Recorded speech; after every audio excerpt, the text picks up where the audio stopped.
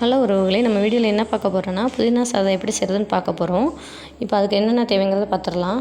கடுகு, சீரகம், உளுந்தம்பருப்பு, குழம்பு கடலைப்பருப்பு, முந்திரி பருப்பு, வேர்க்கடலைப்பருப்பு, இது தேவையான அளவு எடுத்துக்கோங்க. அதுக்கப்புறம் புதினா தழை,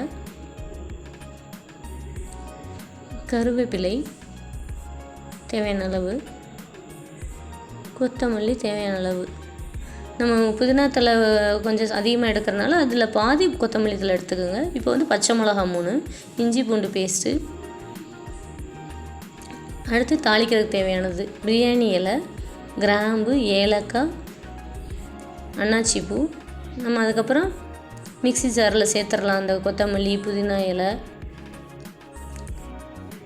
கருவேப்பிலை, பச்சை மிளகா, இதெல்லாம் சேர்த்து அரைச்சி எடுத்துகிட்டு வந்துடலாம். அதுக்கப்புறம் நம்ம ஸ்டவ் வச்சு குக்கர் வச்சு எண்ணெயும் கொஞ்சம் போல் நெய்யும் ஊற்றிக்கலாம். நெய் வந்து நல்லா டேஸ்ட்டு கொடுக்கும், அதனால தான் நெய் ஊற்றிக்கிறது.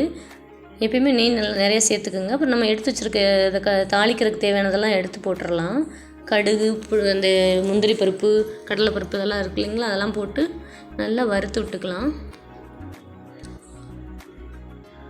பொன்னிறமாக வர வரைக்கும் நல்லா வறுத்து விட்டுக்குங்க. அதுக்கப்புறம் நம்ம எடுத்து வச்சுருக்கோம் இல்லையா, பட்டை, அந்த பிரியாணி இலை, கிராம்பு, ஏலக்காய் அதெல்லாம் போட்டுட்டு அதுக்கப்புறம் கருவேப்பிலை 2 இன்னும் கொஞ்சம் சேர்த்துக்குங்க தாளிக்கிறதுக்கு, அதுவும் நல்லாயிருக்கும் வாசமாக. அதுக்கப்புறம் இஞ்சி பூண்டு பேஸ்ட்டு சேர்த்துக்குங்க.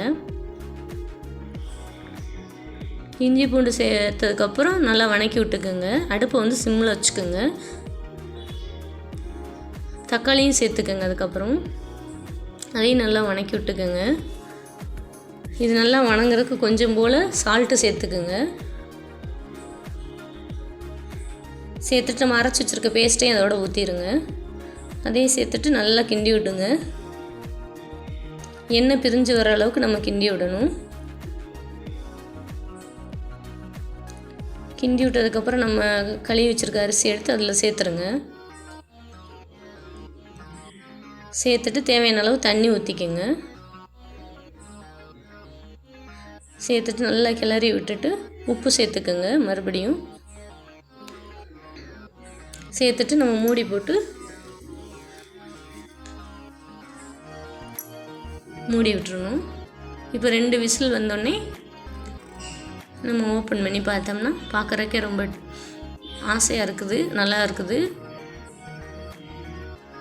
நல்ல பாருங்கள் எவ்வளோ நல்லா இருக்குன்னு, உதிரி உதிரியாக பூ போல் இருக்குது. உண்மையாலுமே பார்க்க அவ்வளோ அழகாக இருக்குங்க. அதுக்கப்புறம் நான் உருளைக்கிழங்கு தாங்க வணக்கியிருக்கேன், அதுவும் சூப்பராக இருக்குங்க.